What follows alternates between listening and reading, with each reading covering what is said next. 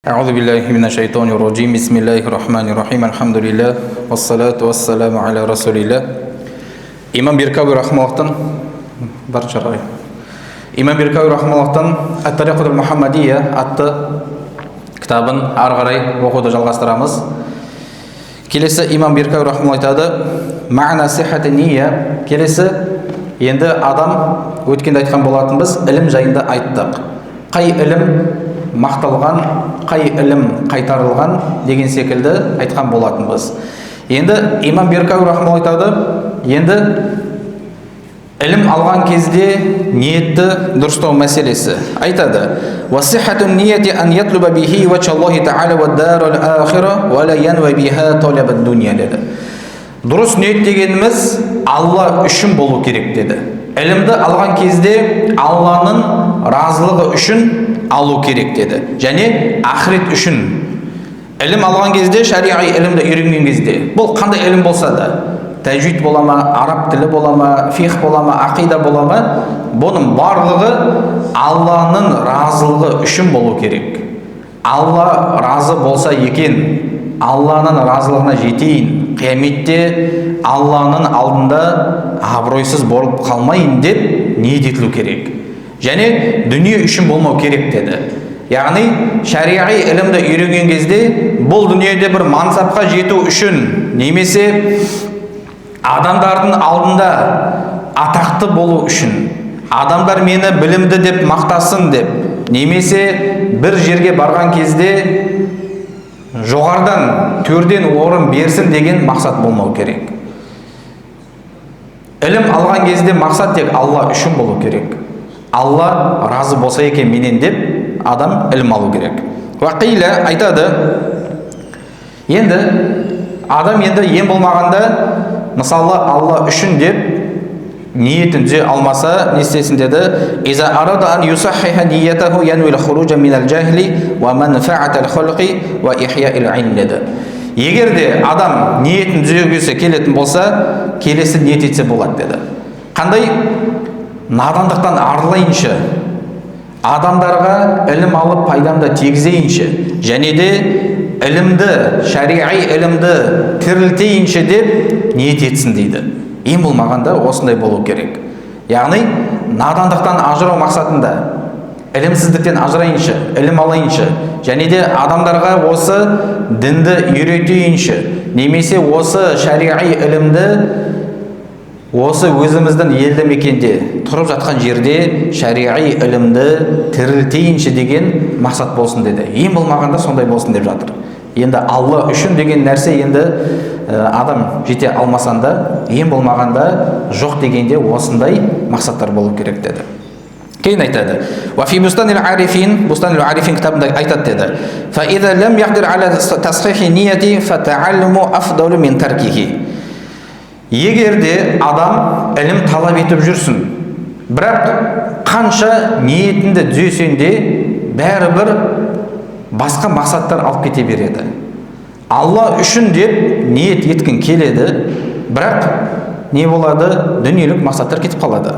Сонда айтады: соның өзінде де ілім алуды тастап қойма деп жатыр. Ілім алуды тоқтатпа.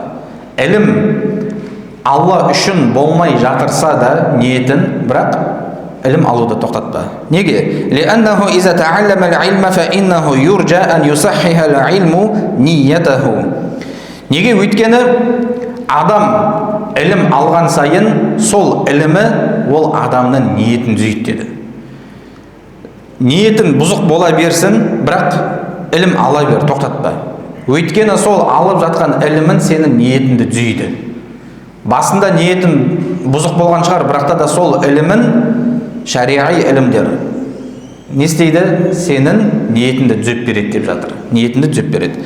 «Лианнаху руия фил хабар», өйткені риуаят етіледі, «Аннаху қала Расулуллах саллаллаху алейхи ва саллям», пайғамбарымыз саллаллаху алейхи ва саллямнан риуаят етіледі деді: «Ман талаба ал-илма ли гайри вajhi Аллахи та'ала лам яхруж мин ад-дуnya хатта яти алейхи ал-илму фаякуна лиллахи та'ала ва дарил ахира» деді. Яғни кімде-кім ілімді алатын болса, бірақ Алла үшін болмайтын болса, бұл дүниеден сол алып жатқан ілімі оның ниетін Алла үшін, ақырет үшін қылмайынша бұл дүниеден өтпейді деп жатыр.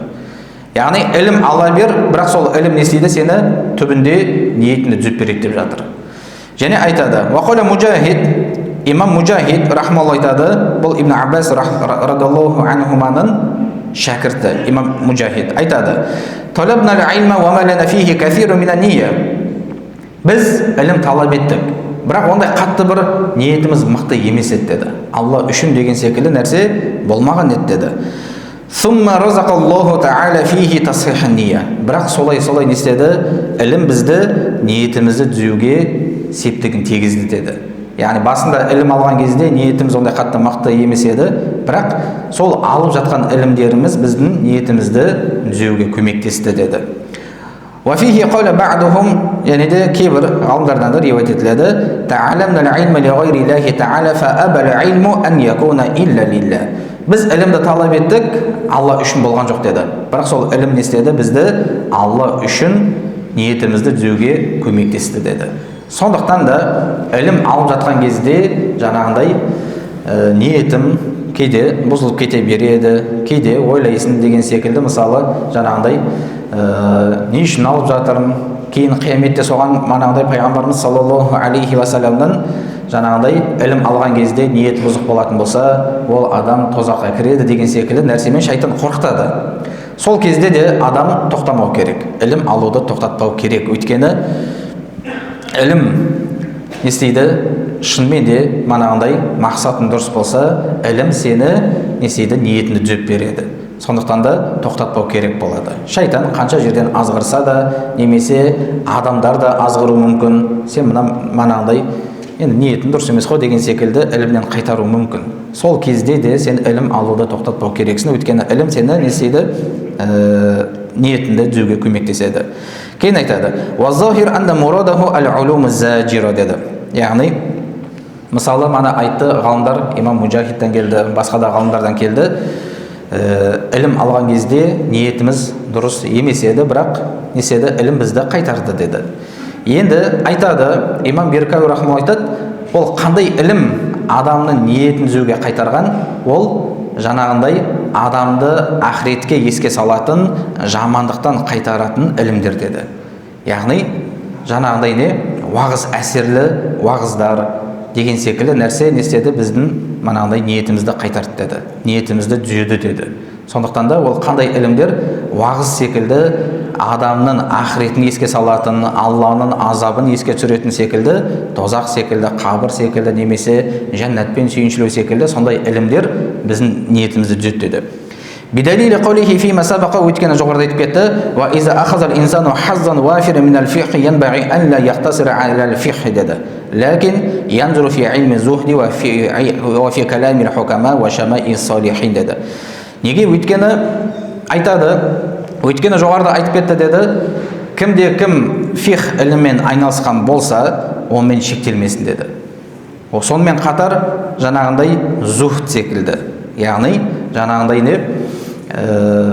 Үлкен ғалымдарымыздың сондай зухд мәселесінде дүниені тәрк ету, дүниені жүрекке кіргізбеу секілді, немесе ғалымдарымыздың дана сөздері секілді, салиқалы біздің әулие ғалымдарымыздың өмір баяндары секілді, олардың сипаттары секілді сондай ілімді оқып тұру керек.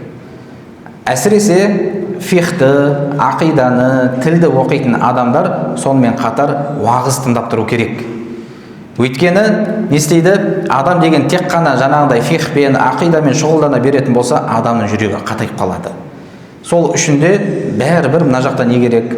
Тәпсір секілді, хадис секілді, немесе тозақтың сипаттары жайында, немесе оқиғалар, салаф салихтардың, немесе әулиелердің, пайғамбарлардың оқиғалары адамның жүрегінде біту үшін керек болады бәрібір.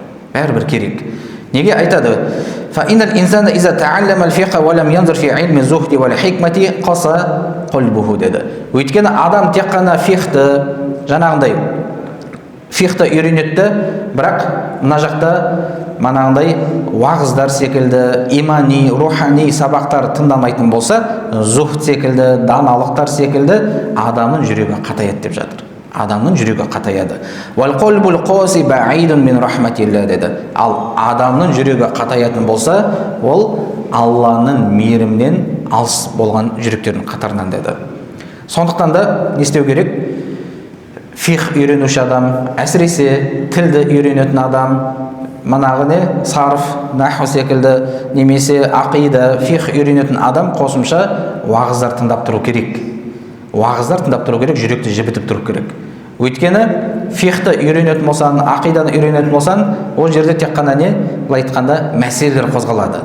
Ол жерде ақырет жайында айтылмайды, немесе манағындай уағыздар айтылмайды ол жерде. Ол жерде тек қана үкімдер. Алланың сипаттары, не нәрсеге иман келтіру, қай кезде адам иманды болады, қай кезде имансыз болады деген секілді. Келен сондай үкімдер тек қана. Сол үшінде ол кезде не болады? Адам жүрегі қатаяды. Ал адам не істеу керек? Жүрегі қатаятын болса, Алла сақтасын, адамның жүрегі қатаятын болса, ондай адамдар Алланың мейірімінен алыс болады деді. فإذا كان الحال هذا في الفقه فما ظنك بسائر العلوم غير الزاجرة. Айтады, енді бұл фихқа қатысты сондай болса дейді. Өйткені фих ілімі ілімдердің ішіндегі ең шарапатты ілім ғой, фих мәселесі. Бірақ сол фихтің өзінде егер адам сонымен шектелетін болса, жүрегі қатаяды деп жатыр да. Ал басқа ілімдерді айтпағанда дейді, мысалы тіл ілімдері, мысалы немесе ақида ілімі, немесе жаңағындай сарф секілді, наху секілді, ондай ілім не айтуға болады дейді. Ол кезде адам жүрегі қалай қатайып қалады дейді. Егер фихтің өзінен сондай жүрек сондай болады деп тұрса дейді. Сондықтан да не істеу керек? Адам жаңағындай фих секілді сондай мәселе үйренген кезде сонымен қатар мына жақта не істеу керек? Адам уағыз тыңдап тұру керек. Уағыз тыңдап тұру керек, өйткені адамның жүрегі қатайып қалады. Және керісінше де болып қалмау керек. Тек қана уағыз тыңдап, мына жақта ғылыми дәрістерді де тастап қоюға болмайды. Екеуін не істеу керек? Ортасын ұстап жүру керек. Өйткені тек қана уағыз тыңдайтын адам не істейді? Ол адам ұзаққа бармайды. Өйткені уағыз ол жүректің не істейді? Жүректі жібітетін, иманды күшейтетін рухани дәріс, ғылыми емес ол. Сондықтан да тек қана сонымен де шектеліп қалуға болмайды, тек қана уағыз тыңдап жүруге болмайды. Сонымен қатар ғылыми дәрістер тыңдап тұру керек. Ақида секілді, фих секілді мәселелерді кәдімгі адам үйрену керек, білу керек. Сен дініңді сақтау үшін, иманды, құлшылығың дұрыс болу үшін, соны дұрыс халде сақтау үшін саған ілім керек. Сонымен қатар сол нәрсені алып жүру үшін мына жақта не керек? Иманды күшейтетін уағыздар керек. Екеуі бірге жүру керек. Біреуі басым болып кетпеу керек. Біреуі басым болып кететін болса, жүрек қатаяды, ал мына жақта уағызға тек қана уағызбен шектеліп қалатын болсан, не істейсің? Дініңді жоғалтасың. Дініңді жоғалтасың. Сондықтан да екеуін бірге ұстап жүру керек. Уафит таджнис, таджнис кітабында айтады, роджулун тафақаха. Бір адам фихті үйренді. Сумаштағалы бил ибада, уамтана ани та'лим. Сөйтіп, тек қана құлшылықпен айналысып жүр. Дәріс беруді не істеді? Тоқтатып тастады. فإن كان الناس استغنوا عنه بغيره أجزاءه كما فعل داود الطائي деді. Егер де жағдай сондай болатын болса, адамдар оған мұқтаж емес, ұстаздар жеткілікті. Мысалы кім секілді? Имам Дауд ат-Таи секілді. Имам Абу Ханифа рахматуллахтың шәкірті. Ол не істеді? Имам Абу Ханифа рахматуллахтан дәріс алды, сөйтіп ол одан кейін тек қана құлшылықпен айналысып кетті. Дәріс берген жоқ. واعتزل الناس ولم يشتغل بالتعليم وهذا لأنه أخذ بالفاضل وإن كان تعليمه أفضل لأن نفعه أوفر فلا يكون به بأس. Неге? Өйткені имам Дауд Таи не істеді? Сауапты амалды таңдады. Бірақ дәріс беру одан да сауаптырақ еді. Бірақ ол нәрсені таңдаған себебі өйткені Дауд Таидің кезінде имамдар өте көп еді. Дәріс беретін адам толып тұрған еді. Қай кезде рұқсат етіледі? Егерде адам саған мұқтаж болмаса.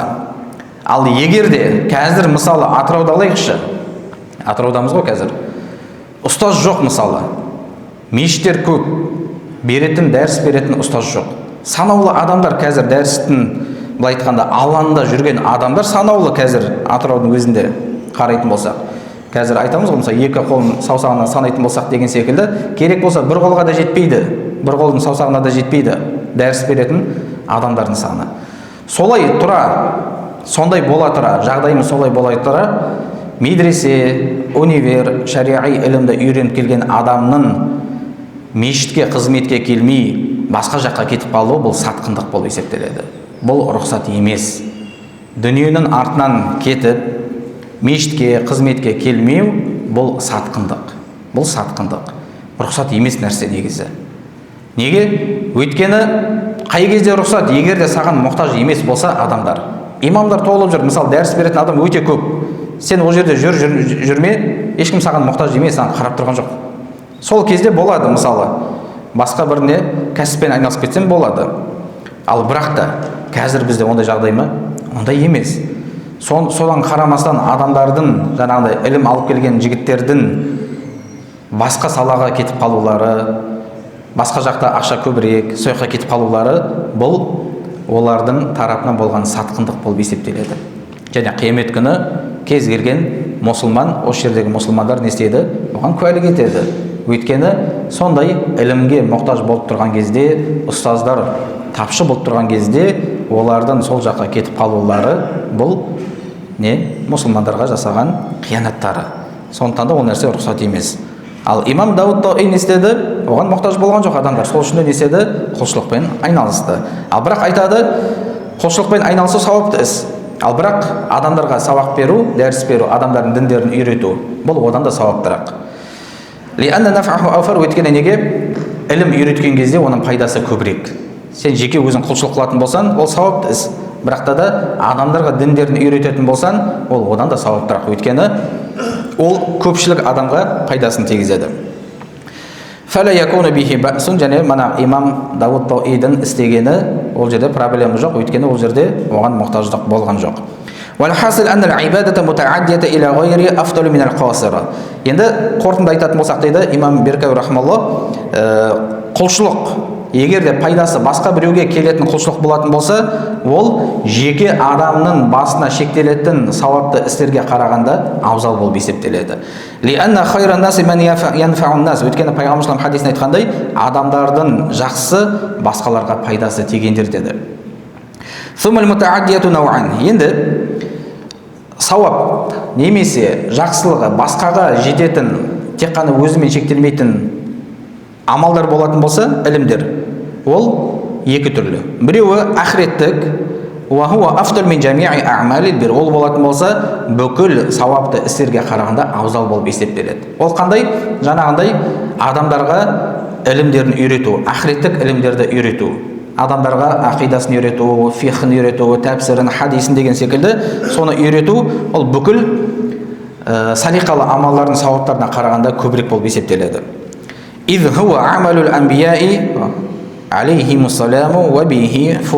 Деді. Неге? Өйткені ол нәрсе манағындай адамдарға діндерін үйрету. Бұл пайғамбарлардың сипаттарынан, пайғамбарлардың жасаған амалдарынан және де пайғамбарлардың басқа адамдардан абзал болуы сол себепті деді. Имам Дайлами рахмаллах айтады, Абдулла ибн Мас'уд радиллаху анхудан пайғамбарымыз саллаллаху алейхи ва саллям айтты деді: "Ман та'аллама бабан минал илми лию'аллима ан-наса у'тия саваба 70 сиддиқан." Кім бір ілімнен бір тақырыпты үйренетін болса, адамдарға үйрету үшін, ол адамға 70 шыншыл адамның сауабы беріледі деді.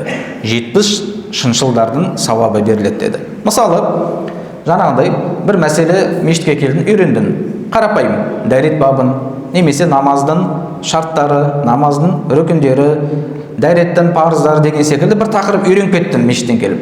Адамдарға үйрету мақсатында. Сөйтіп адамдарға жеткізіп жүрсің. Дәреттің мындай парыздар бар екен, дәрет мындай жағдайда бұзылады екен деп үйреніп кеттің. Сондай адам үшін Алла тағала оған 70 шыншыл адамдардың сауабы беріледі деп жатыр. 70 шыншылдардың сауабы беріледі деп жатыр. Яғни бұл ілім алған адамның сауабы, ерекшелігі, артықшылығы. Кейін айтады: "Вализа қаули фи таджниз", таджниз кітабында сол үшін айтылды деді: "Иза та'аллама раджулани илман, илми салати ау гайрихи, ахадухума ята'аллам лию'аллима ан-нас вал ахару лия'мала бихи." Екі адам ілім үйренді. Біреуі адамдарға үйрету үшін, екінші тек қана амал ету үшін, соған құлшылық қылу жасау үшін. فالذي يتعلم ليعلم الناس أفضل لأن منفعته أكثر للناس وأبلغ في أمر الدين. Сол адамдарды үйрету үшін ілім алған адам бәрібір абзал болады деді. Өйткені оның пайдасы басқаларға артады, басқаларға асады, басқаларға пайдасы тиеді. Өйткені тек қана өзінің құлшылығын дұрыстау үшін, өзінің ақыреті үшін үйренген адам, ол өзімен шектеледі пайдасы. Басқаларға пайдасы жоқ. Тек қана өзіне пайдасы. Ал егер де адам басқаларға үйрету үшін ілім алатын болса, адамдардың ақидасын дұрыстайын, құлшылықтарын сақтайын, ақыреттерін үйретейін деген мақсатта ілім алатын болса, ол бәрібір абзал болып есептеледі. Бәрібір абзал, өйткені ол пайдасы адамдарға көбірек тиетін болғандықтан. Екінші, дүниеви амалдар, жаңағындай сауапты амалдардан басқаларға пайдасы тиетін, тек қана өзімен шектелмейтін. Ол қандай?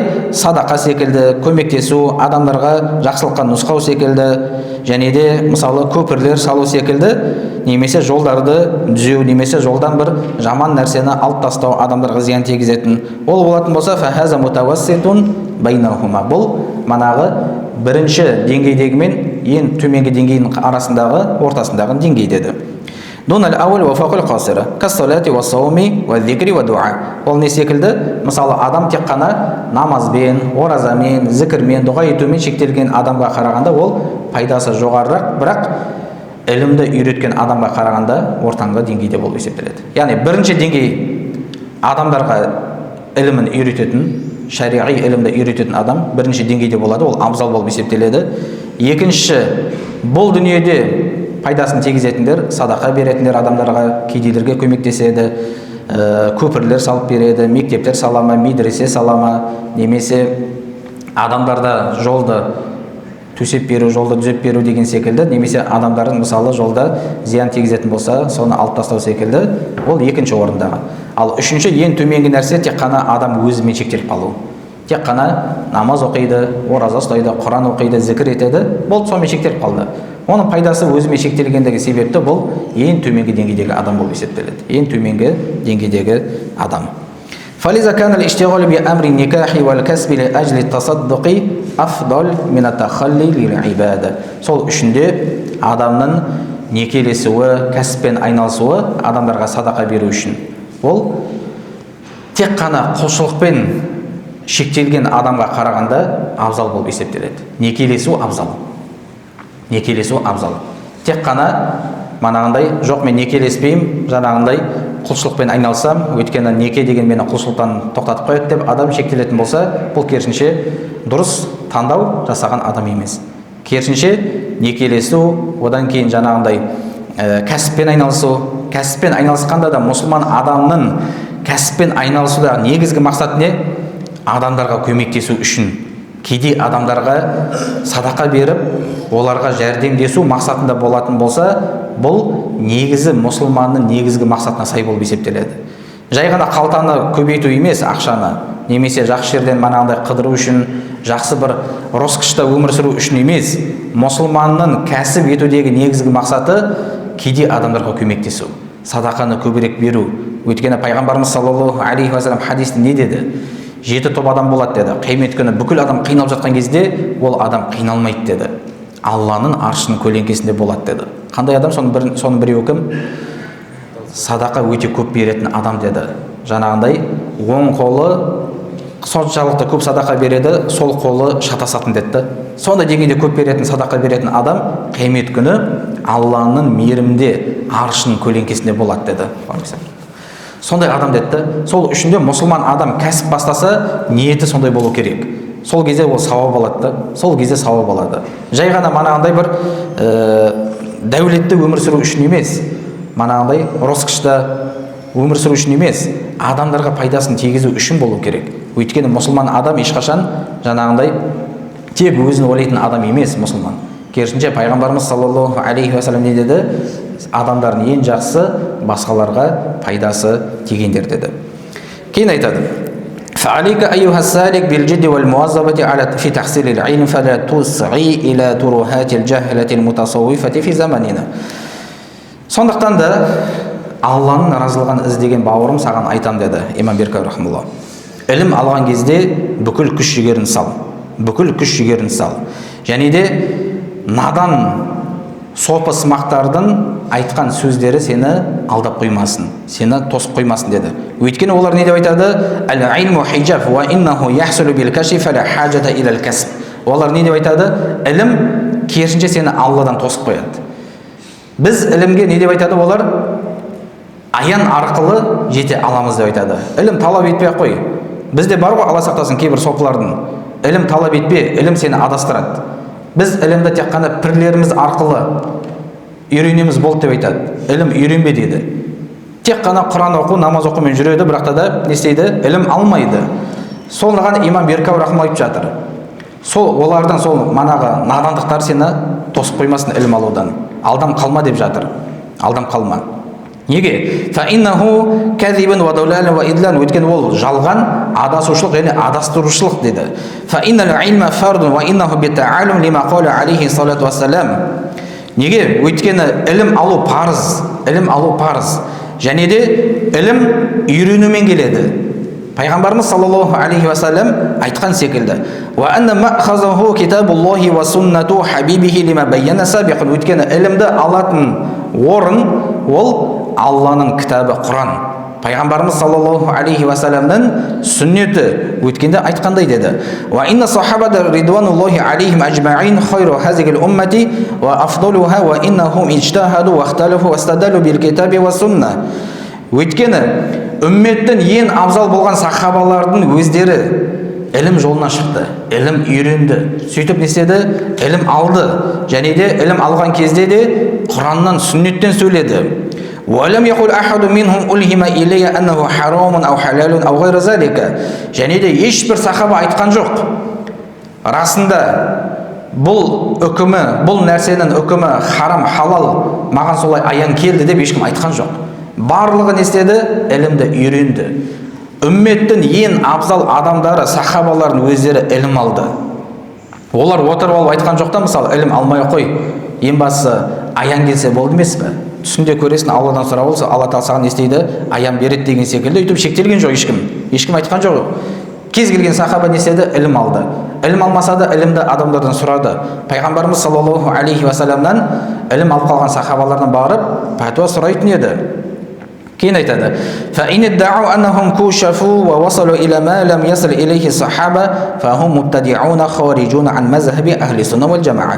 Егер де олар жаңағы надан сопылар, адасқан сопылар, егер айтатын болса, бізге жаңағындай аян келді, және де сахабалар жетпеген нәрсеге біз жеттік деп айтатын болса, расында олар бидғат иелері, және де әхлі сүнна уәл жамағаның мазхабынан шығып кеткен адамдар болып есептеледі. Яғни бидғат иелері болып есептеледі. Кімде-кім солай айтатын болса. Өйткені сахабалар бұлар біздің пайғамбарымыз саллаллаху алейхи ва саллямның шәкірттері, бізге дінді жеткізген адамдар сахабалар. Сондықтан да сахабадан ешкім абзал бола алмайды. Сахабалар жете алмаған нәрсеге ешкім жете алмайды. Сондықтан да олардың жаңағыдай сахабалар жете алмаған нәрсеге біз жетіп қойдық деп айтуы бұл адасушылық.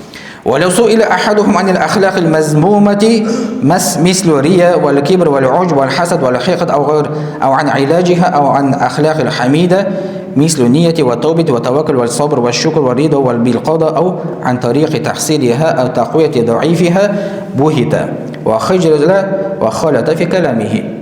Енді сол манағы ілімнен қайтаратын адасқан сопылардан сұрайтын болсан деді. Не нәрседен? Мысалы, жаман болған сипаттардан. Қандай? Рия секілді, тәкаппарлық, адам өз-өзіне таңғалу, ұжып жасау болу, жүрегінде ұжып болуы, көре алмаушылық деген секілді, немесе соларды қалай емдейміз деген секілді, немесе көркем болған мінез жайында сұрайтын болсан, мысалы, ниет секілді, тәубе секілді, Аллаға тәуекел ету, сабырлық қылу, шүкіршілік қылу, Алланың тағдырына разы болу деген секілді, немесе сол жолға қалай жетеміз деген секілді, немесе сол көркем мінездер, жүректегі сол не болу керек болған сипаттар әлсіреген кезде оны қалай қуаттаймыз деген секілді сұрақ қоятын болсан, олар не істейді? Жауап бере алмай қалады деді. Неге? Өйткені оған ешкім шариғатсыз жете алмайды. Қарапайым Аллаға кеше тәуекел ету үшін де қай мәселеде тәуекел етіледі, қандай мәселе тәрк етіледі деген секілді, соның барлығын шариғат бізге үйретті. Ал адам оған ақылымен жете алмайды. Өз ақылымен жете алмайсың. Ол керісінше соқыр тақуалық болады. Соқыр тақуалық болады. Шариғаттан шығып кетесің сен. Сондықтан да жаңағы адасқан сопылардан сол жайында сұрайтын болсан, манағы жүрек ауруларын сипаттап берші деген секілді, немесе оны қалай емдейміз деген секілді сұрайтын болсаң, олар не деп айтты? Бухита ва хаджила ва халата фи каламихи. Олар жауап бере алмай қалады. Немесе сөздерінде не істейді? Сондай жауап берген өзінде де не істейді? Қателіктер өте көп кетеді деп жатыр. Ва такаллама би шатхи ва таммат, және де олар болмайтын бір не далаға кететін бір әңгімелер айтып кетеді дейді. Бұл айтқанда сандырақтап кетеді. Неге? Өйткені оларда ілім жоқ. Тек қана манағандай, тек қана бізге ілім пір береді деген секілді, немесе Алладан аян арқылы үйренеміз деген секілді не істейді? Олар адамдарды адастырады. Қарапайым олардан жаңағы намаздың парыздары, дәреттің парыздары секілді истинжа мәселе сұрайтын болсан, таң қалып жауап бере алмай қалады дейді. Шынымен де сондай қанша сопыларды көрдік. Мысалы 10 жыл 20 жыл болды намаз оқып жүргенінде, қарапайым намаздың парыздарын білмейді, 5 уақыт оқитын намаздың парызын білмейді, дәреттің парызын білмейді, немесе дәретті не нәрсе бұзады оны да білмейді. 20 жыл 10 жыл болды намаз оқып жүргеніне, бірақ білмейді да, мысалы намазы бұзылып жүрген шығар, қайдан білесің? Өйткені сен білмейсің. Адам білмеген нәрсені не дейді? Білмегеннің жауы болып есептеледі. Немесе адам өз ауруын білмейтін болса не дейді? Аңдымай өледі деді, ауруын білмейтін болса. Сондықтан да ол өзі мысалы білмейді, намаздың парыздарын немесе үкімдерін білмейді. Қалай сен намаз оқып жүрсің білмейтін болсаң? Мүмкін намазың бұзылып жатқан шығар, Алланың алдында қабыл болмай жатқан шығар, білмейсің ғой сен. Немесе дәрет мәселесі секілді жауап бере алмайды деді. Бал ба'духум лам юсахи i'tiqadahu ba'du wa yadhunnu anna Alloh ta'ala fi sama wa annahu ala suratin. Керісінше, кейбір сондай сопыларды имам Беркауи рахмалла сипаттап жатыр. Сондай адамдар бар деді. Керек болса қарапайым ақидасын үйренбегендерді. Кейбір адамдар бар деді, Алла Тағала аспанда деп айтып жүргенде, қазіргі мына вахабилер сияқты. Алла аспанда деп жүрді, субханалла. Надандар, ақидаларын үйренбегендер. Ва аннаху аля сура, немесе Алла Тағала бір бейнеде деген секілді. Сондай адамдар бар да, мысалы. Қанша уақыттан бері намаз оқып жүр, бірақ та ақидасын үйренбегенді. Алламен болған мәміледе бұл ақида деген мәселе. Алланы сен қалай Раббыңды сипаттап жатсың? Ең маңызды нәрседе қателіктер жібереді деді. Ва ба'духум я'тақиду анна Аллах Тағала ла язиду ла юридул қабаихи вал мааси. Немесе сондай сенімдер бар, адамдар сенеді, Алла Тағала жамандықты қаламайды, күнәні қаламайды. Күнә тек қана адамның жаңағындай жаратуымен немесе қалауымен болып жатыр депті. Ал біз білеміз, не деп айтамыз? Жақсылықта, жамандықта бұл Алладан. Бірақ адам соны таңдағандығы үшін қияметте сұралады. Ал бірақ та Алла бүкіл нәрсені қалаушы, жақсылықта да жамандықта. Әлемде не нәрсе болып жатыр, барлығы Алланың қалауымен болып жатыр. Алланың қалауымен. Бірақ күнә жасап қойсаң, сен оны өзің таңдадың. Алла сені мәжбүрлеген жоқ. Сол үшін қияметте сұраласың. Ва ба'духум я'тақиду аннаху мужину ли фи'лихи. Немесе кейбіреулер сенеді деді, олар өз амалдарымызды біз өзіміз жаратамыз дейді. Бұл да жаңағы Му'тазиланың ақидасы. Ва аксарухум юсаллуна биля та'дилил аркани ва ла таджвидил Qur'an. Және көбі көрдік деді имам Беркауи рахмалла, намаз оққан кезде рүкіндерді толық орындамайды. Рүкіндерін толық орындамайды. Қаншама сопыларды көрдік, мысалы. Намазды оққан кезде тез-тез оқиды, мысалы. Тез-тез оқиды. Артына үйітін болса, үлгермей қаласың. Сондай деңгейде оқиды. Немесе кейбіреулері Құран тәжвидін үйренбеген. Неше жылдан бері намаз оқып жүр, бірақ та тәжвиді жоқ. Құранды қалай оқитындығын білмейді. Құранды қалай оқитындығын білмейді. Ал дүние мәселесіне болатын болса, кез келген тілді адам үйреніп жатыр ғой, мысалы. Ақша керек болса оқиды, бірақ жәннат керек емес па сонда? Бұл дүниелік мақсатқа қарағанда ақыреттің сонда құны жоқ па? Адамдар үйреніп жатыр ғой, мысалы. Ақша көбірек табу үшін, немесе жұмысында категориясы көтерілу үшін ағылшын тілін басқа тілде үйреніп жатқан жоқ па? Сонда Алла үшін болған нәрсе ақшадан қарағанда құны жоқ па сонда? Сонда мысалы жұмысында категория көтерілген кезде әр кеше 100 мың 200 мың көбейеді. Сол үшін сен тіл үйренесің да. Зарплата үшін үйренесің да сен. Ақшаң көбейіп үшін. Ал Алланың разылығы сонда 200 мың 300 мың құнынан да тұрмай қалды ма сонда? Алла разы болсын. Үйреніп жүрген адамдар. Ал тәжвидті адам әр кете 1-2 айдың ішінде үйренеді. Дұрыс па? Бәке? бір айдың ішінде үйренуге болады. Адам тұрақты оқитын болса, бір айдың ішінде сен тәжвид үйренесің. Сол тәжвидмен сен өлгенге дейін, жан тапсырғанға дейін зато Құран дұрыс болады да. Алланың алдында сен Құран оқыған кезде, немесе намазда тұрған кезде Құранды дұрыстайсың да. Сондықтан да әр адам не істеу керек? Бұл кез келген мұсылманның былай айтқанда базалық ілімі болу керек та. Тәжвиді дұрыс болу керек, ақидасы дұрыс болу керек, және құлшылық жасаған кезде де намазын Алланың алдында қабыл болатындай дұрыс болу керек. Соған мұсылман адам уақыт бөлу керек, көңіл бөлу керек.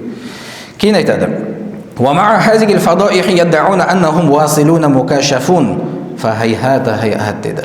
Сонымен қатар олар не деп айтады? Жаңағындай ақидада бұзықтар, жүрек ауруында да, көркем мінезде де, амалдарда да быт-шыт болып жатыр, бірақ сонымен қатар біз Алланың разылығына жетіп қойдық деп айтады дейді. Және Алла бізге аян беріп жатыр дейді. Алла сақтасын, олар одан алыс деп айтады. Керісінше, «Наам иннахум василуна иля шайтан» дейді. Иә, олар жетіп жатыр дейді, бірақ не нәрсеге жетіп жатыр? Шайтанға жетіп жатыр дейді. Аллаға емес еді олардың жетіп жатқан мақсаттары, шайтанға жетіп жатыр дейді. Ол шайтанның құлдары дейді. Шайтанның құлдары. Сондықтан да мұсылман адам дұрыс сенімде болу керек. Адам дінін үйрену керек. Құрдан құр жүре беруге болмайды. Ілім үйрену керек. Сенімді дұрыста, намаздарында, құлшылықтарында үйрен. Алланың алдында қалай қабыл болады? Өйткені ғалымдарымыз не деп айтады? Сенің амалың Алланың алдында қабыл болу үшін бірінші ықылас, ниетің дұрыс болу керек, Алла үшін болу керек. Екінші, пайғамбарымыз саллаллаху алейхи вассалам көрсеткендей болу керек. Менің ойымша деп жасай беруге болмайды. Енді ниетің дұрыс қой деп. Ниетің дұрыс деген нәрсе сен ешқандай амалды түземейді. Намаз бұзатын амал жасап жатсың, бірақ ниетің дұрыс деп, ол намазың дұрыс болып кетпейді. Егер ниет дұрыс болатын болса, неге онда біз фихты үйренеміз? Неге немесе ақиданы пайғамбар бізге үйретті? Егер ниеттің өзі бәрін шешіп кете беретін болса, шешпейді, ол нәрсе саған көмектеспейді. Егер намазында мысалы бұзатын амал кетіп жатса, дәретінде кетіп жатса. Мағруруна би аманихи, амилуна би васвасихи. Және де олар не істейді? Манағы шайтанның арбауында жүрген адамдар, және де соның уәсвасына амал етіп жүрген адамдар деді. Вала ябуду ан яқа ли бa'дихим кашфун хиссин ли бa'д al-ашия ау нахвихим мин хаварих al-адати би муқтада рияда ау ирадати шайтан макран ау истидража мин Аллахи та'ала. Енді оларға жаңағындай адасып жүрген сопыларда кейбір әдеттен тыс нәрсе болуы мүмкін. Бірақ ол не арқылы? Адам әдеттен тыс нәрсені, бір нәрсені қайта-қайта жасай беретін болса, үйрену арқылы сиқырмен айналысатындар бар мысалы. Олар да аспанда ұшып жүр мысалы, сиқырмен айналысатындар. Немесе пышақ тағады, қанамайды деген секілді. Ол сиқыр арқылы болатын нәрсе. Немесе ол шайтанның оны арбауында жүрген адам болуы мүмкін. Немесе истидраж деген нәрсе бар. Алла тағала жек көретін құлын не істейді? Сол нәрсемен алдап қояды. Адам ойлап жүреді, Алла мені жақсы көріп тұр деп та. Алла оған сондай әдеттен кейбір тыс нәрсе беріп қою мүмкін. Жаңағыдай не, мысалы судың үстінде жүру, аспанда ұшу деген секілді. Немесе болады кейде мысалы сондай таңғажайып нәрсе болады кейде. Не, мысалы қалтасында мысалы тым ақшасы болған жоқ, қалтасына салды, ақша шықты мысалы. Сөйтіп жұмсап жүр. Кейін білді біткен, кейін тағы да қалтасына салды, ақша шығып жатыр мысалы. Яғни адам ойлайды, машалла, Алла мені жақсы көріп тұр деп та. Негізі олай емес. Керісінше Алла тағала сені тозаққа түсуінде қалады, сөйтіп сол нәрсемен не істеді? Сондай сезім беріп қояды саған. Мен Алланың сүйікті құлымын деп ойлайсың да. Не үшін? Сені сол нәрсеге итермелеп Алла тағала не істейді? Тозаққа салу үшін. Сондықтан да бізде екі нәрсе бар. Амалын дұрыс па, дұрыс емес па белгілейтін, анықтайтын бізде Құран мен сүннет бар, шариғат бар. Өмірін шариғатқа сай болса, егер де әдеттен тыс нәрсе көрініп жатса, айтуға болады. Бұл Алланың кароматы. Пайғамбарларға мұғжиза берілген секілді, әулие кісілерге карома беріледі, керемет нәрсе беріледі, әдеттен тыс нәрсе. Қай кезде ол айтуға болады? Егер де сен бүкіл амалын шариғатқа сай болатын болса. Шариғатқа сай емес пе, ол керісінше шайтаннан болады. Немесе Алла тағала сені керісінше не істейді? Өзіңді әдейі сен тозаққа түсіру үшін сондай нәрсе беріп қояды. Сен жүресің мәз болып, Алла мені жақсы көріп жатыр депті, бірақ олай еместі. Сол үшін де адам не істеу керек? Мұқият болу керек. Кама нуқил ан бa'д al-кафарати al-муртадина фаязунун аннаху караматун ва вилаятун фаяқтаруна бихи. Жаңағы кейбір манағы дінсіз адамдардан болған секілді дейді. Олар не деп ойлады? Мысалы, Ол манағы Алланың караматы, Алланың жаңағы әулиесіне берілетін нәрсесі деп жүрді, бірақ та Алла тағала не істеді, оларды алдап қойды деді. Сондықтан да Алла олар не істейді, сөйтіп адастырып қояды. Сондықтан да адам не істеу керек, мұқият болу керек. Амалын шариғатқа сай ма, сай емес пе? Сол кезде ғана сонымен анықтауға болады. وقد سمعت سابقا قول سلطان العارفين أبي يزيد البسطامي رحمه الله. Өткенде басында да айтып кеткен болатынбыз деді Абу Язид Бастами, яғни тариқаттың имамы болған кісі, яғни сопылардың имамы, былай айтқанда сопылардың имамы. Не деп айтты? لو نظرتم إلى رجل أعطي من الكرامات حتى تربع في الهواء فلا تغتروا به حتى تنظروا كيف تجدونه عند الأمر والنهي وحفظ الحدود وأداء الشريعة. Имам Абу Язид Бастами рахмалла айтады, егер де бір адамды аспанда ұшып жүргенін көрсеңдер, оған алданып қалмаңдар деді. Қараңдар деді, ол шариғатқа сай өмір сүріп жатыр ма? Харам халал мәселесінде ол не істеп жүр? Харамға жасап жүрген жоқ па? Немесе Алланың бұйрығына қатысты орындап жүр ма толықтай? 5 уақыт намазын оқып жүр ма? Немесе Алла Тағала харам еткен амалдарынан сақтанып жүр ма, сақтанып жүрген жоқ па? Немесе басқа да шариғи үкімдерге қатысты мәмілесі қалай? Егер дұрыс болса, оны әулиелік деп айтуға болады.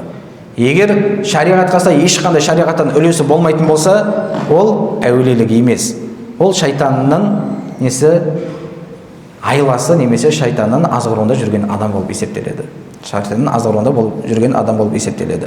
Сол үшін де имам айтады: "Фата'авваз биллахи мин шурурихим ва ахвалихим ва аф'алихим, фа иннахум шаятинул инс." Сол себепті олардың манағы азғыруларынан, сөздерінен, амалдарынан сақ бол деді. Сондай адасқан сопылардан, сондай сөздерінен сақ бол.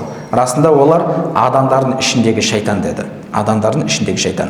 Вақутту'и тариқиллахи та'ала. Және де олар Аллаға жеткізетін жолдың қарақшылары дейді. Олар Аллаға баратын адам, сен Аллаға жету үшін жүрсің ғой. Олар керісінше сені Аллаға емес, шайтанға алып барады. Жәннатқа емес, тозаққа сүйрейтін адамдар. Қаншама адамдар жүр қазір кезде де, мысалы, дым ілім жоқ, дым үйренбеген, бірақ сол манағы ата бабамыз сопы болды деп сопымен жүрді қазір тариқатта. Расында сондай ілімнен қайтаратын, немесе сол манағы ақидада, фихта адасқан нәрсені үйретіп жүрген адамдар, расында олар Аллаға жеткізетін адамдар емес, керісінше Аллаға жеткізуші жолдың ішінде жүрген қарақшылар дейді. Олар керісінше Аллаға жеткізбейді, шайтанға жеткізеді. Хабибихи алейхи салату вассалам. Және де олар керісінше пайғамбарымыз саллаллаху алейхи вассаламның дұшпандары, олардың артынан еріп жүрген адамдар емес деп жатыр. Сондықтан да мұсылман адам, өткенде де айтқан болатынбыз, ақидада да әхлі сүннаға сай болу керек, ғалымдарымыздың үйреткенімен жүру керек, фихтада дәл солай, сол секілді тариқатта дәл солай болу керек. Тариқатта да, сопылық жолда да имамдарымыз, мысалы үлкен имамдарымыз, имам Ғазали секілді, имам кім бар, мысалы манағы айтып кеткен, мысалы Абу Язид Бастами секілді, имам Әл-Фарруқ секілді, сол секілді имамдардың артынан еруіміз керек. Таза Құранға, сүннетке сай, шариғатқа сай үйреткен тариқат болса, оны қабылдаймыз. Сонымен жүруге болады. Ал бірақта да кейінгі шыққан сондай надан немесе жалған сопыларды біз не істейміз? Алла сақтасын, ол нәрсе, яғни ол нәрсе қабыл болмайды. Шариғатқа қайшы келетін нәрсе әлбетте қабыл болмайды. Уақыт бар ма? Жарты сағаттай бар. Келесі тақырып тақуалыққа қатысты. Тақуалыққа қатысты тақырып. Бірінші тақуалыққа қатысты бірінші бөлім фи фадилатиха, яғни тақуалықтың абзалдығы жайында. Айтады: "Вa'lam awwalan anni aradtu an urida jami' al-ayat ad-dala ala fadilati taqwa." Негізі мақсатым тақуалыққа қатысты бүкіл аяттарды келтіргім келді деді. Fa wajadtuha tajawazat 150. Аяттарды қарасам 150-дің шамасында келген екен деді.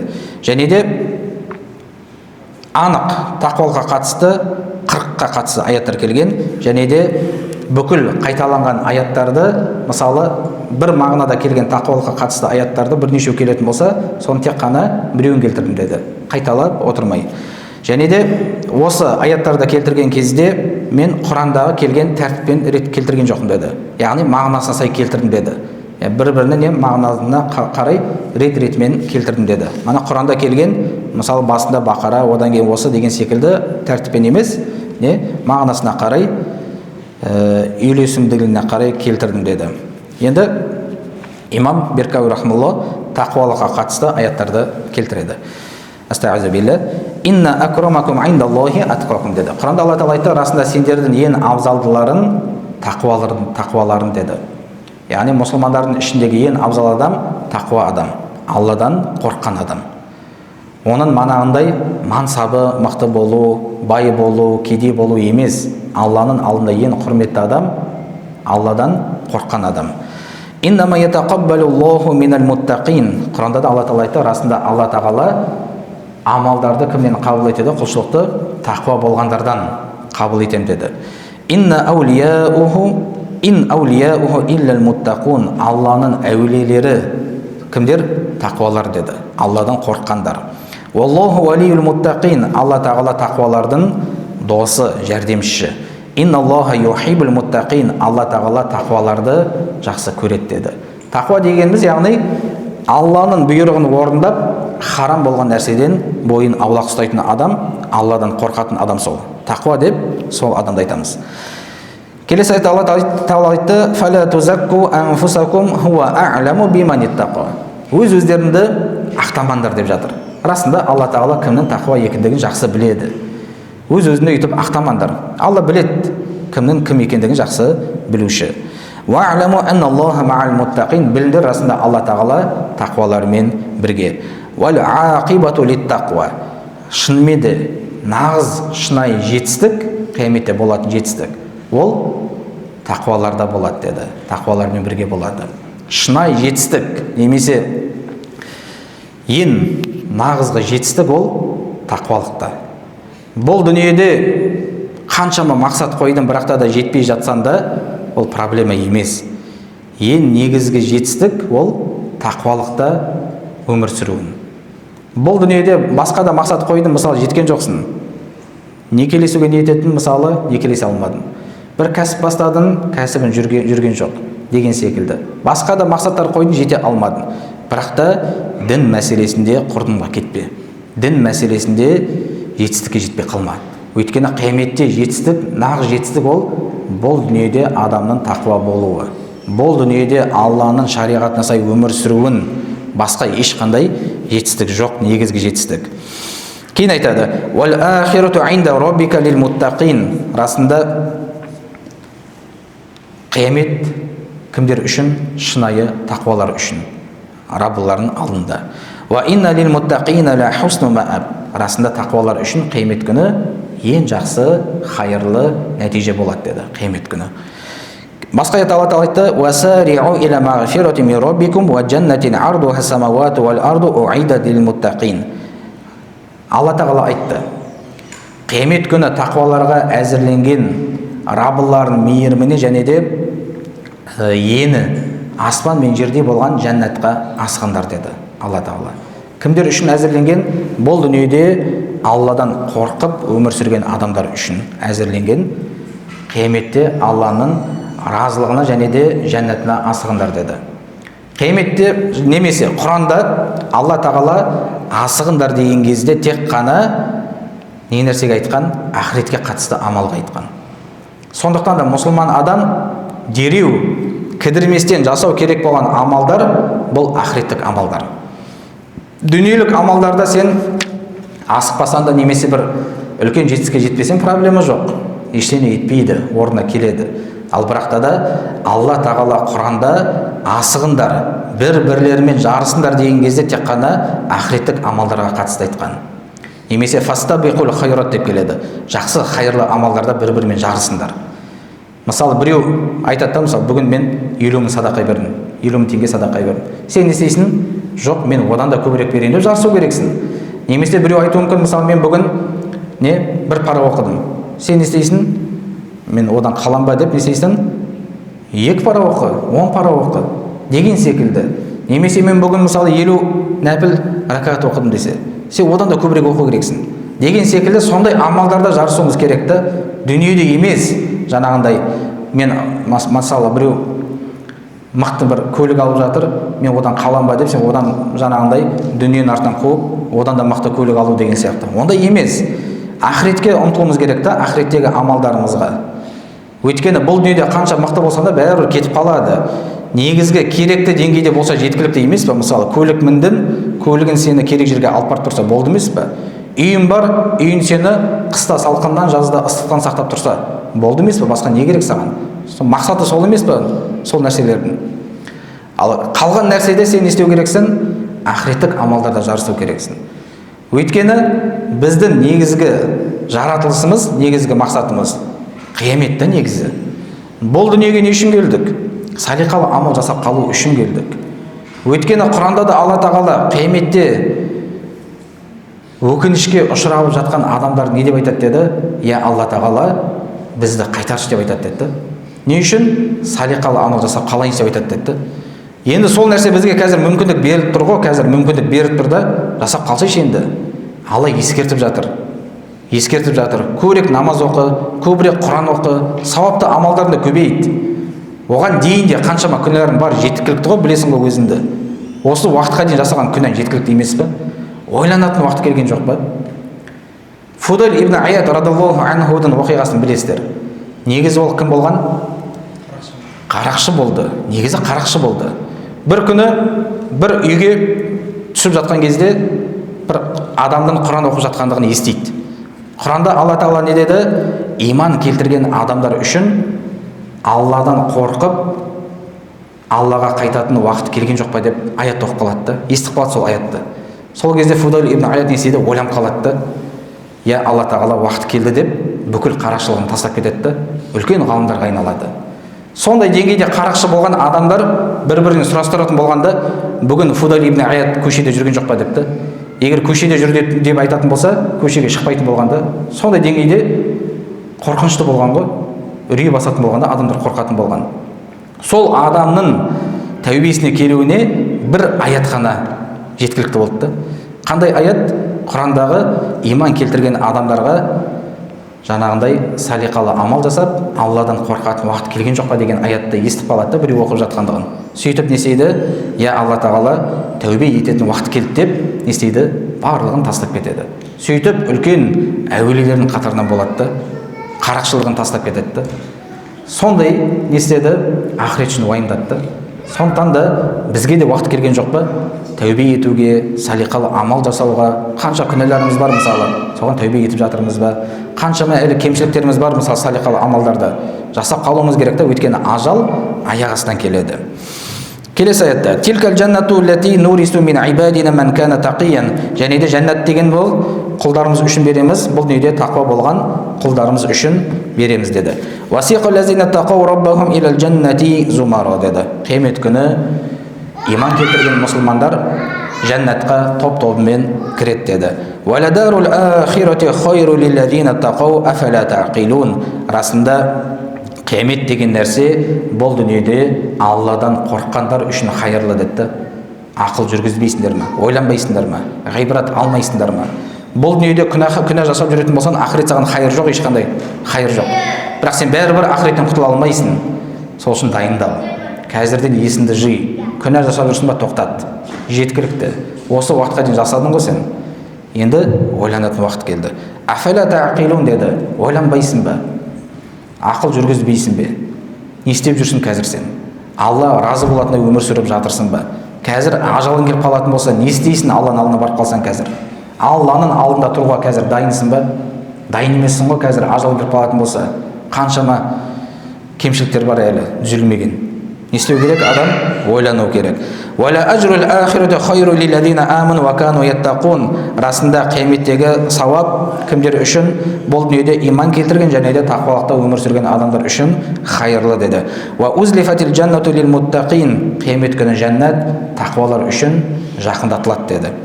"Масалул джаннати лати уида ал муттақун." Және де жәннатты мысалы ол кімдер үшін? Тақуалар үшін әзірленген жәннат деді. "Ва ла ни'ма дарул муттақин." Қиямет күні тақуалар үшін әзірленген орын не деген көркем деді. "Джаннату аднин ядхулунаха тажри мин тахтиха ал-анхар." Және де қияметтегі жәннат астынан өзендер ағып тұратын жәннатқа мұсылмандар кіреді деді. Лахум фиха ма яшаун, оларға ояқта қалағандар нәрсе беріледі деді. Казалика ядзиллахул муттақин, Алла тағаласында тақуаларды қиямет күні сондай нәрсемен сыйлы қылады. Алладина татаваффахумул малаикату таййибин яқулуна саламун алейкум удхулул жанната бима кунтум та'малун. Олар тақуалар, бұл дүниеде жасаған тақуалықтары үшін жәннаттар оларға жандарын алған кезде оларды ең көркем халде табады деді. Және де оларға айтады, сендерге Алланың тыныштығы болсын, жәннатқа кіріңдер, бұл дүниеде жасаған амалдарыңа сай деп айтады. Бұл дүниеде жасаған амалдарыңа қарай. Кейін айтады, иннал муттақина фи мақамин амин деді. Қиямет күні бұл дүниеде Алладан қорқып өмір сүрген адамдар қауіпсіз болады деді. Фи жаннати ва уюн, олар сондай жәннатта, бақшаларда, бұлақтардың арасында болады деді. Ялбасуна мин сундуси вастабрақим мутақабилин деді. Және де олар қиямет күні жібектен, атластан болған киімдер кигізіледі, және де бір-біріне қараған халде болады деді. Казалика вазавважнахум бихурин айн, және де оларды хор қыздарымен үйлендіреміз деді. Ядауна фиха бикулли факихатин аминин, олар қалаған жеміс-жидектерін жейді деді, амандықта болады деді. Ла язуқуна фихал маута иллал маутатал ула, және де олар ояқта ешқандай өлім болмайды. Бұл дүниеден болған өлімнен басқа ешқандай өлім болмайды. Яғни жәннатта мәңгі қалады. Ва вақохум азабал жахим, және де Алла оларды тозақ азабынан сақтайды деді. Фадла мин роббика залика хувал фаузул азим, бұл Алланың кеңшілігі расында ең ұлы жеңіс осы дейді. Ең ұлы жеңіс, жетістік бұл дүниеде Алладан қорқып, Алланың бұйрығын орындап, харам нәрседен бойында аулақ ұстап, Алланың разылығын алып өтіп кету. Ең негізгі жетістік сол. Басқа жетістік ол маңызды емес. Басқа жерде мықты болай бер, бірақ та Алла разы болатындай өмір сүрмейтін болсан, қасіретке ұшырайсың. Негізгі жетістік бұл дүниеде Алла разы болатындай өмір сүріп өтіп кету. Иннал муттақина фи жаннати ва наим, расында тақуалар қиямет күні жәннатта және де бұлақтардың арасында болады, нығметке бөленеді. Факихина бима атахум раббухум ва вақахум раббухум азабал жахим, және де олар не істейді? Алланың берген, Раббыларын берген нәрселерін қызығына батады, және де Раббылары оларды тозақтан сақтайды деді. Кулу вашрабу ханиан бима кунтум та'малун, оларға айтады деді, емін еркін ішіп жей беріңдер деді. Бұл дүниеде жасаған амалдарыңа қарай. Яғни бұл дүниеде тақуа болдың ба, қиямет күні Алла сені азаптамайды. Муттакиина аля сурури масфуфа, олар сондай қатарынан дізілген не істейді? Орындықтарда отырады деді. Вазавважнахум бихурин айн деді, және де оларды Алла тағала хор қыздарымен үйлендіреді деді. Иннал муттақина фи зилали ва уюн, қиямет күні тақуалар сондай Алланың берген көлеңкелерінде, бұлақтарының арасында болады. Ва фавакиха мимма яштахун, және де қалаған жеміс-жидектерін береді деді. Кулу вашрабу ханиан бима кунтум та'малун, бұл дүниеде жасаған тақуалықтарыңа, амалдарыңа сай ішіп жеңдер деп айтады деді. Инна кадалика наззил мухсинин, Алла тағала айтады, расында біз бұл дүниеде салиқалы өмір сүрген адамдар үшін, жақсылық қылғандар үшін, осылайша біз оларды қиямет күні сыйға, нығметке бөлейміз деді. Инна лил муттақина мафаза, расында тақуалар қиямет күні жетістікке жетеді деді. Хадаиқа ва а'наба, қиямет күні оларға бақшалар беріледі және жүзімдер беріледі. Ва каваиба атраба, және де қиямет күні оларға сондай көркем бейнедегі хор қыздар беріледі деді. Ва касан дихақа, және де сусынға толы кеселер беріледі деді. Ла ясмауна фиха лахва ва ла киззаба, олар қиямет күні жәннатта бос сөз, өтірік деген нәрсені естімейді деді. Жазаан мин роббика атаан хисаба, бұл болса оларға Раббыларынан беретін сый, жаза осы деп айтылды деді. Басқа аят Алла айтады: "Ва тазавваду фа инна хайра зади тақва ваттақуни я улил альбаб". Яғни бұл қажылыққа қатысты айтылған нәрсе, қажылыққа барар кезде өзімен бірге ең жақсы алып кететін нәрсе ол тақуалық киімі деп айтады. және де менен қорқыңдар, ей ақыл иелері деді. Менен ғана қорқыңдар деді. Басқа аятта Алла Тағала айтады, негізінде киімдердің ішіндегі ең әдемісі, көркемі ол тақуалық киімі, яғни тақуалық, Алладан қорқу. Және де Худжрат сүресіндегі бұл жаңағы сахабаларды Алла Тағала не істейді, сынайды. Не үшін сынайды? Жүректерін тақуалық үшін сынайды деді. Басқа аятта Алла Тағала айтады: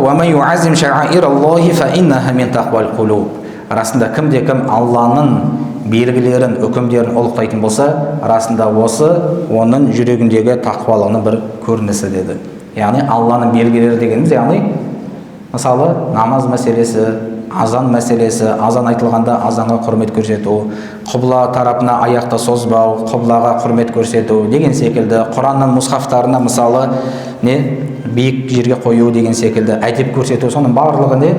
Алланың белгілері, соған құрмет көрсету, бұл адамның жүрегінде тақуалығының бір көрсеткіші болып есептеледі. Кейін айтады: Афаман ассаса буньянаху аля тақва миналлахи ва ридванин хайр деді.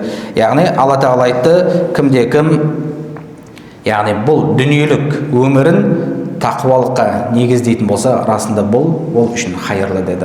Яғни бүкіл өміріңді тақуалыққа сай негіздеу керексің. Мұсылман адам бүкіл өмірін қай жерде, қалай өмір сүрсең де тақуалыққа сай болу керек. Кім болсан да, қандай мансапта болсан да, расында сол адам үшін хайырлы деді. Кейін айтады: расында менің мейірімім бүкіл нәрсені қамтиды деді. Және де мен мейірімім кімдер үшін? Бұл дүниеде тақуалықта өмір сүрген адам үшін деді. Құранда да Алла Тағала не деді?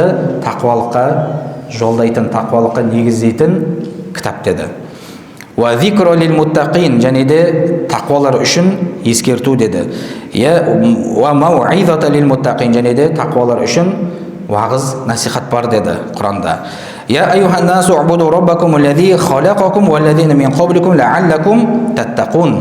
Алла Тағала айтты: ей адам баласы, Раббыларыңа құлшылық қылыңдар, сендерді және сендерге дейінгі жаратқан Раббыларыңа құлшылық қылыңдар. Не үшін? Тақуалыққа жету үшін деді. Тақуалыққа жету үшін. Құрандағы нәрсені еске алыңдар, сол кезде ғана тақуалыққа жетесіңдер. Расында сендерге жанға жан деген нәрседе не бар? Өмір бар деді. Я улил альбаб, ақыл иелері тақуалыққа жетулерін үшін деді. Я айюхаллазина аману кутиба алейкумус сияму кама кутиба алаллазина мин qablikum лааллакум таттақун. Иман келтіргендер, сендерге дейінгі қауымдарға ораза парыз болғандай, сендерге ораза парыз болды тақуалыққа жетулерін үшін деді. Кадалика юбаййинуллаху аятихи линнаси лааллахум яттақун. Осылайша Алла Тағала сендерге, адам баласына аяттарды баяндап береді, түсіндіреді. Не үшін? Тақуалыққа жетулерін үшін деді. Тақуалыққа жетелеу керек. Біздің әрбір алып жатқан іліміміз, амалдарымыз тақуалыққа жетелеу керек.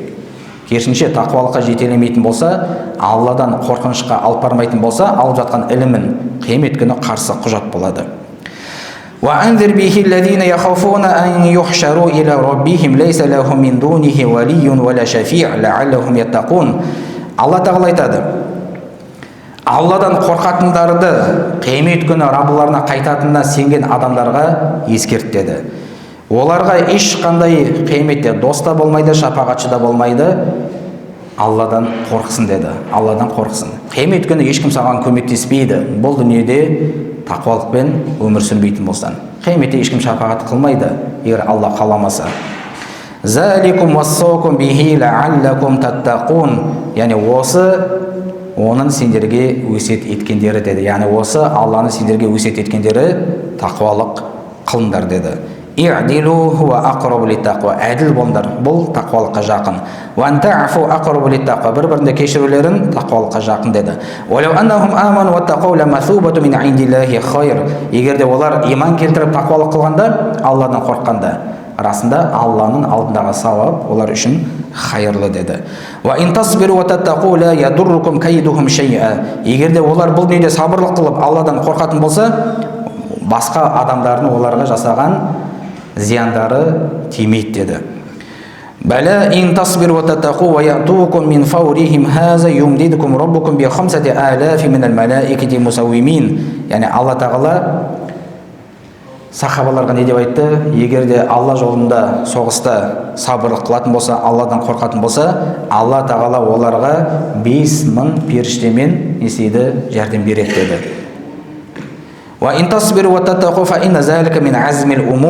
Расында сабырлық қылатын болсаң, тақуалық қылсаңдар, расында бұл сабырлық, тақуалық деген нәрсе ең ұлы Алланың міндеттеген амалдарынан. Яғни айтады: егер де бір-бірлеріне жарастыратын болсаң, арадағы мәселелерді және Алладан қорқатын болсаңдар, расында Алла тағала кешірімді, мейірімді деді. Уақыт бар ма?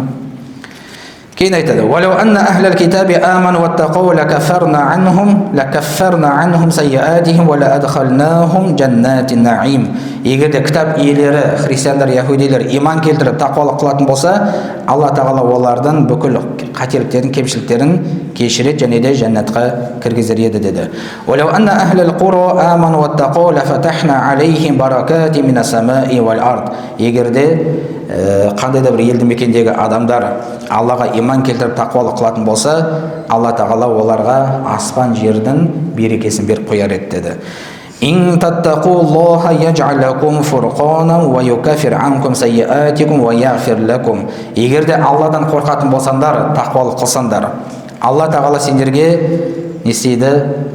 Ақиқат пен жалғанды ажырататын нәрсе береді деді. Және де сендердің күнәларыңды кешіреді, және де Алла тағала сендерді не істейді? Қателіктеріңді кешіреді деді.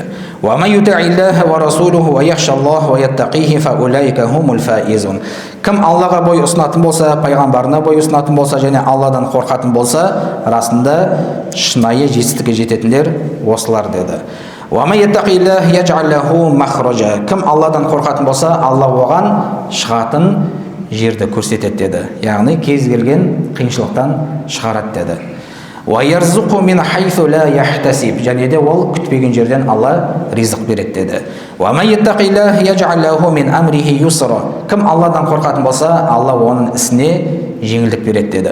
وَمَنْ يَتَّقِ اللَّهَ يُكَفِّرْ عَنْهُ سَيِّئَاتِهِ وَيُعْظِمْ لَهُ أَجْرًا. Кім Алладан қорқатын болса, Алла оның күнәсін кешіреді және де сауабын еселеп береді деді. Алладан қорқатын болса. "Я айюхаллазина аману тақуллаха ва қулу қаулан садида." Ей иман келтіргендер, Алладан қорқыңдар және жөнді, дұрыс сөз сөйлеңдер. "Юслих лакум а'малакум." Алла тағала істеріңді реттеп қояды деді. "Ваттақуллаха ла'аллакум туфлихун." Алладан қорқыңдар, сол кезде ғана жетістікке жетесіңдер. "Фаттақуллаха ла'аллакум ташкурун." Алладан қорқыңдар, Аллаға шүкіршілік қылғыларың келетін болса. "Фаттақуллаха ла'аллакум ташкурун." Оққан болатымыз. "Ваттақуллаха ла'аллакум турхамун." Алладан қорқыңдар, сол кезде ғана Алланың рахымына, мейіріміне бөленесіңдер. "Вата'авану алал бирри ва тақва." Бір-бірлеріңе жақсылықта, тақуалықта көмектесіңдер деді. Яғни мұсылман бауырына тек қана жақсылықта, Алладан қорқатын істе ғана жәрдемдесу керек, күнәлі істерде емес. Және айтты: "Ау амара бит тақва" деді. Яғни бұл пайғамбар саллаллаху қатысты айтып жатыр. Егер ол тақуалыққа шақырса да ма деді, сонда да зиян тигізесіңдер ме деді. "Валақад вассайна лазина утул китаба мин қабликум ва ийякум ан иттақуллах." Сендерге дейінгі кітап иелеріне де сендерге де бұйырдық деді, Алладан қорқыңдар. "Қаула тақуллаха ин кунтум муъминин." Және айтты деді, Алладан қорқыңдар егер шынымен де Аллаға иман келтірген болсаңдар деді. Және айтты: "Я айюхаллазина аману тақуллаха хаққа туқатих." Ей иман келтіргендер, Алладан шынайы қорқыңдар деді. "Фаттақуллаха мастатаътум." Және де аяттың сонда айтты, ең соңғы аятта не деп айтты? "Шамаларың келгенше тақуалық қылыңдар" деді. Адам шамасы келгенше тақуалық қылу бұйырылған. Кейін айтады: "Фая айюха талиб лил ахирати ва салик тариқиха." Ахиретті мақсат қойған, Алланың разылығын іздеген бауырым деп жатыр. "Ин кунта садиқан фи даъвака акбабта алейха." егер де сенің шынымен де Алланың разылығын іздедім деген мақсатың шынайы болса, не істейсің? Осы тақуалықты іздеуде Алла жолына бүкіл күш-жігеріңді салар едің. Уасарта ашиқан мустахтиран лаха, яғни де сол нәрсеге, еш нәрсеге қарамастан ұмтылар едің. Бихайсу ла яукука анха аиқу аслан, саған кім кедергі келтірсе де сен оған қарамас едің. Егер де шынымен де мақсатың Алла болатын болса, Алланың разылығы болатын болса, ақырет болатын болса, ешкімнің кедергі келтірген нәрсесіне қарамас едің. Мақсатым Алла деп тек қана Алланың разылығына ұмтылар едің. Уалау ижтамаатил инсу вал джинну аля залика, және де саған Алланың разылығын алуға бүкіл адам баласы болсын, жындар болсын кедергі келтірсе де, сен ешкімге қарамас едің да. Шынайы Алланың разылығын қойған адам, адамдардың оны тақуалықтан, дінді ұстанудан қайтарғанына қарамайды.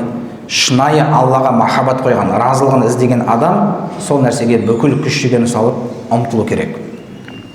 Валакин Аллаха юдиллу ман яша ва яхди ман яша биядихил хайр ва хуа аля кулли шайин қадир. Және де расында тура жолға салатын да, адастыратын да Алла Тағала, және де бүкіл жақсылық Алланың иелігінде деді. Әлбетте, яғни мысалы Құрандағы жаңағы Алла қалаған пейдесін адастырады, тура жолға салады деген нәрсе, бұл адамның ниетіне қарай. Егер де адам шынымен де ақиқатты іздейтін болса, Алла оған иман береді. Бірақ адам егер де ниеті, пиғылы арам болатын болса, Алла оған иман бермейді. Сол мағынасын түсінуіміз керек. Өйткені кейбір адамдар болады, мысалы, енді біздің не кінәміз бар егер Алла иман бермесе деген сияқты. Алла иман береді егер де шынымен ниетін дұрыс болатын болса, тура жолға салады. Бірақ кейбір адамдардың жаңағы мақсаты исламнан мін іздеу, исламды қаралау деген секілді мақсаты болғандықтан Алла олар тура жолға салмайды. Өйткені Алла Тағала залымдарды тура жолға салмаймын деді. Сондықтан да тура жолға салатын да, адастыратын да Алла Тағала. Адам шынайы мақсатын, махаббатын Аллаға қою керек, және де әрдайым ақиқатта жүруді Алладан сұрауы керек.